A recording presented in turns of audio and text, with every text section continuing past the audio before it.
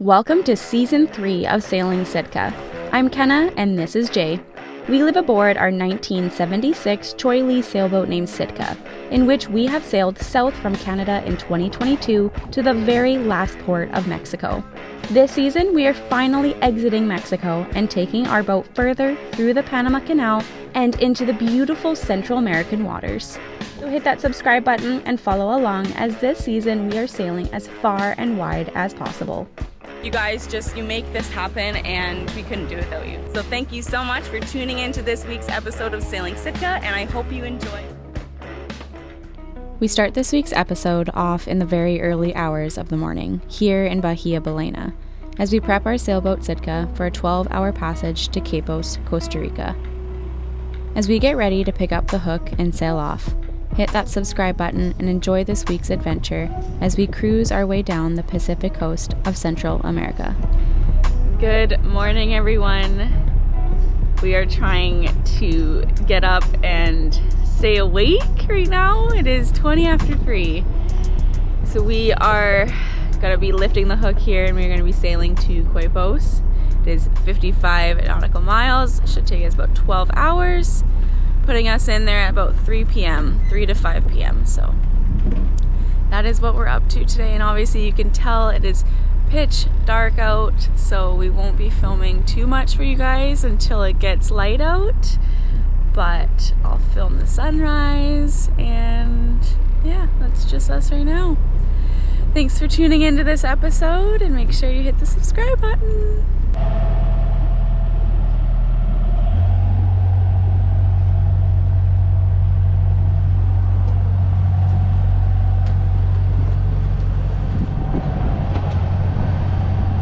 And rock. And rock.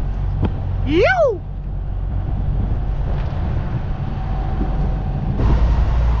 All right, guys. Sunrise update. We just put the fishing lure out. Hopefully, we get a mahi, the one that we lost on the last sail. That was a big boy, and felt some wind, so put the whole Jenny out. We had the main out already, and we were only making like 3.8, 3.5. And we kind of need to maintain 5 knots to get there and have time to set up our hook with a stern hook and all that before sunset, because we're pretty much at the shortest days of the year here. It's like late November. So yeah, so we're motor sailing, but at a lower RPM right now. We have the main and the full Jenny out. Pretty calm seas, sunrise over there. That's the point here that we're coming up on. And then once we pass that point, we can turn a bit more to port, and we'll be on our final course here until we get there around 2 to 3 p.m. today. And yeah, pretty calm seas. It's actually calmer out here than it was in the anchorage this last night anyways. The previous nights were fine, but last night was pretty rough, rolliness wise. And just saw some manta rays do some flippy floppies jumping out of the sea, and yeah, hoping for some fish. The sun made herself apparent over the horizon and started to light our way as our boat glided ever so gently forward. The sky, for a short while, was painted my favorite shade of yellow, putting a smile across my face and a warm feeling in my heart. The air is heavy with salt and adventure, while the waves whispered against Sitka's hull. Witnessing the world come alive each day is mesmerizing enough, but there's something about observing a morning's quiet awakening from the sea that makes it all the more magical. Just you, your boat, the ocean, and the sky, fully and truly immersed in the soul of nature herself.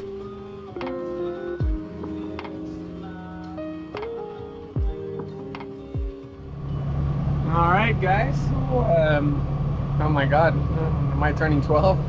My voice just went through that. Now we're about 2.5, 3 hours away, and I figured it's calm enough. I should probably take out our stern anchor because we're gonna need it there. Like everybody said, like you want a stern anchor there, so I'm gonna pull it out. We have a Danforth there and a fire axe too, which by the way you need on a boat that's 38 feet and above in BC. So yeah, I'll show you my toys. Look how much shit is in this lazarette. This is our port lazarette. What's crazy is our starboard one's even bigger. The starboard one goes all the way under here. So I'm gonna time lapse it. the fuck do you even get this in?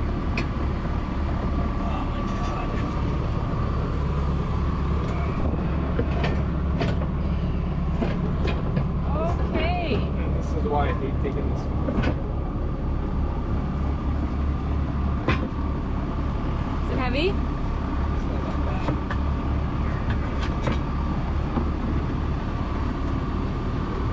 That's big.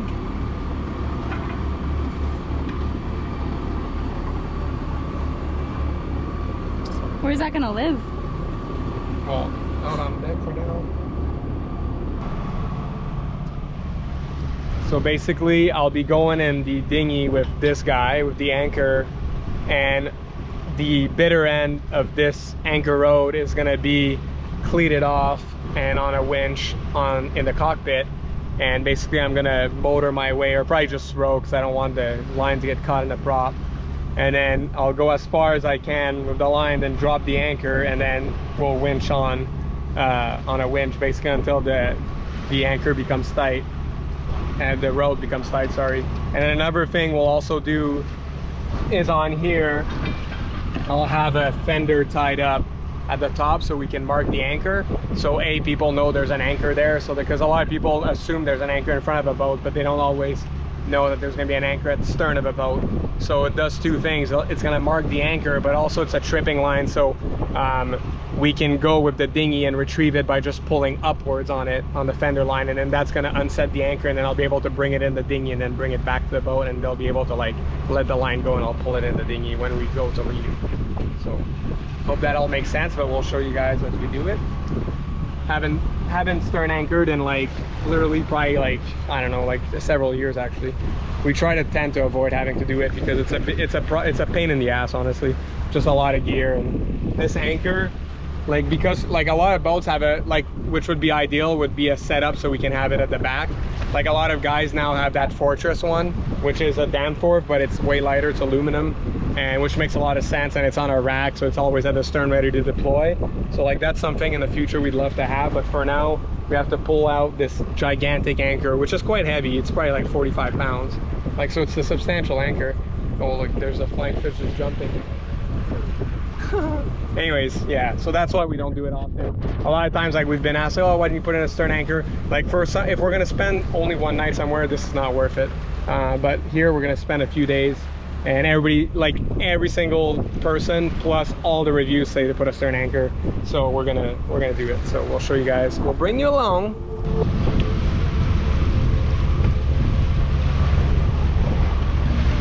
I think we got some dolphin friends. Oh yeah, buddy. Ew. We got our welcoming committee to Quepos.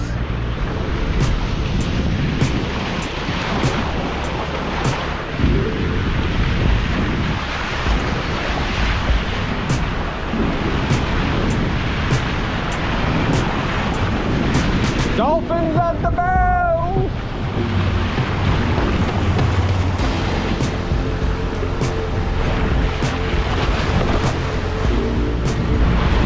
He literally splashed me.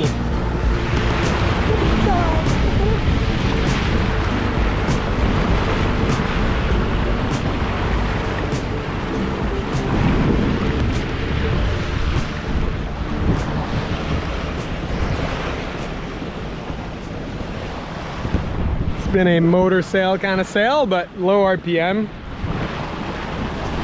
But we knew that leaving, so we've been following this cat motor sailing the entire time, like at the same distance, doing about 5 knots. Sometimes a bit lower, sometimes a bit more, but averaging about 5. Should be there in about an hour and a half, I think. We got our whole setup there for stern anchoring, like we showed you. And yeah, looking forward to go to that national park and explore, and we want to see some sloughs. We haven't seen some slough yet since we've been here, so we're looking forward to that. These dolphins are cool, actually. They're like really playful right now.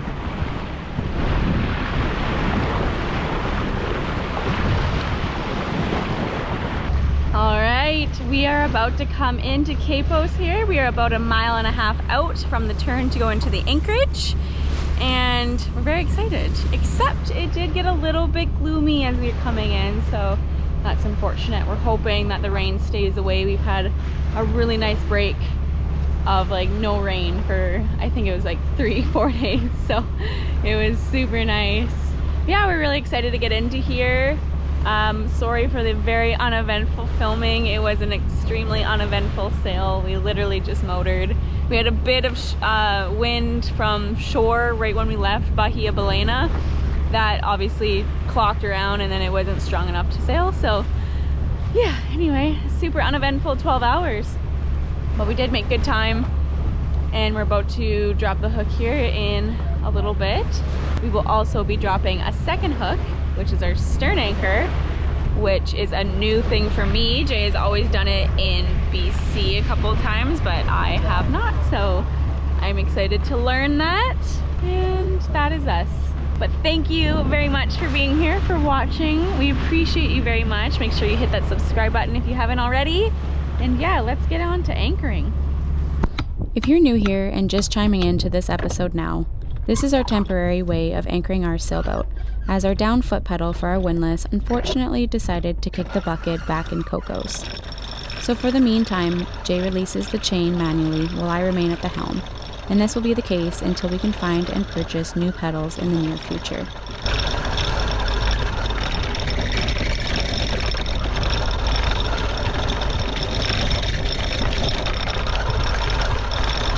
Reverse on.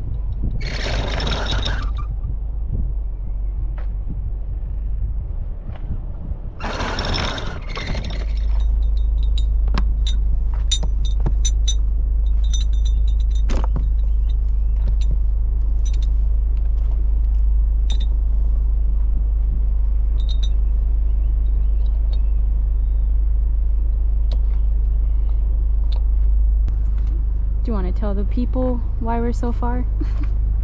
Yeah, well, like the thing is, when you read reviews of places, it's always different when you do it yourself. Things that weren't marked is there's moorings right there, so we can't really go further in, because then I don't know what ties up to these moorings, but I don't want to find out.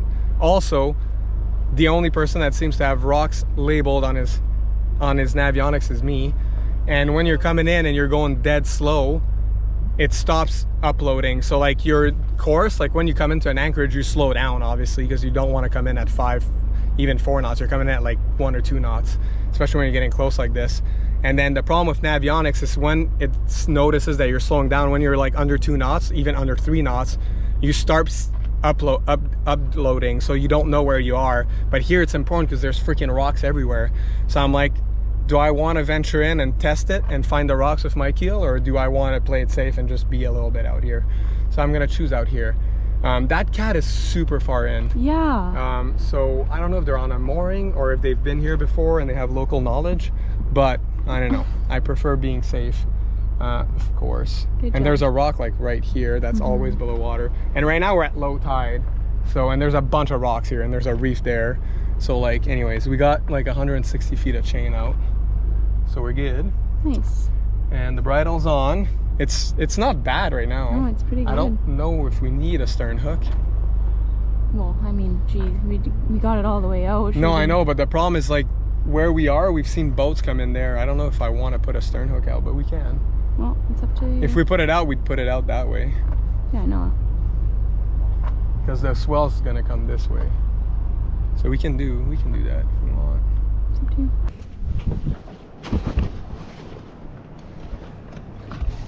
And then, Okay, that's one I'll give you.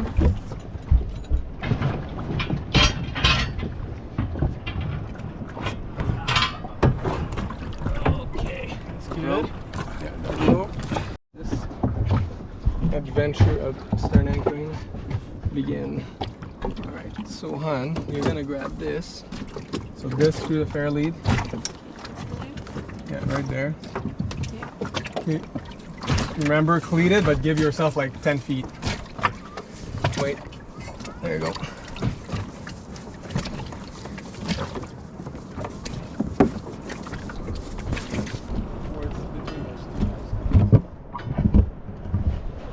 That white house, not that house. We'll aim towards that.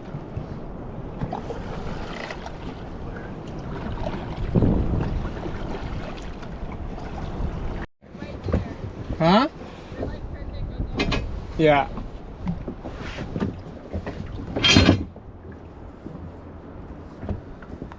Okay.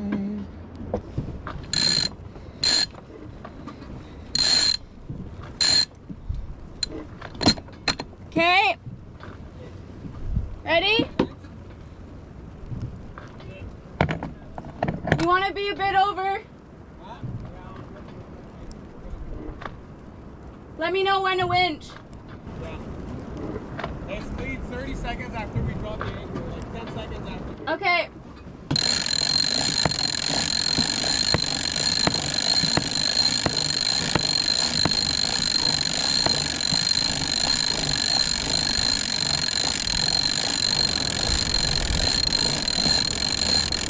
Come on, big mama. Use them guns. Keep going. Anchor down.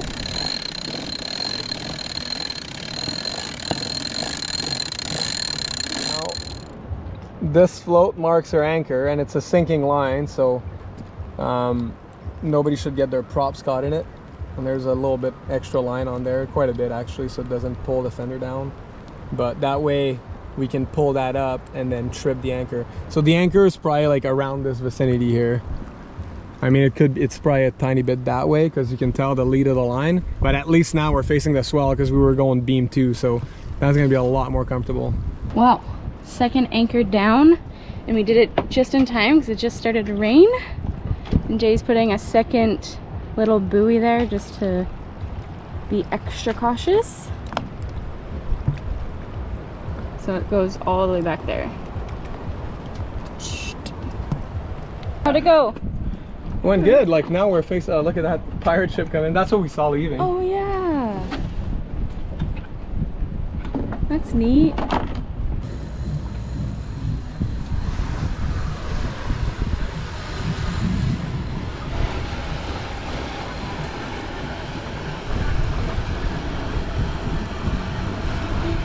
Just as quickly as we saw the sun rise this morning, we too saw her disappear over the uninterrupted horizon off Sitka's bow. As we enjoyed some sundowners in our cockpit after anchoring, I felt a feeling of accomplishment come over me. You're always learning and evolving when it comes to the cruising lifestyle, and I think that's such an important aspect to a healthy life, to keep pushing yourself and to do the new things, regardless on how challenging or stressful it can be. I often think about how far I've come as a person, and how far Jay and I have come as a couple on our 41-foot sailboat. The coolest part is that we're nowhere near done, and there's more memories to make, experiences to have, and places to go. How wonderful this life can be when you pour 100% of your heart and soul into your dreams. So I too hope, whoever is watching, that you go after your passions, no matter how scary it gets. I promise you, the sense of fulfillment is astonishing and will be worth every second. So on that note, we thank you for watching, and we hope you come back next week as we explore beautiful Quepos. But not without some boat work in paradise, of course. We look forward to seeing you all next Sunday.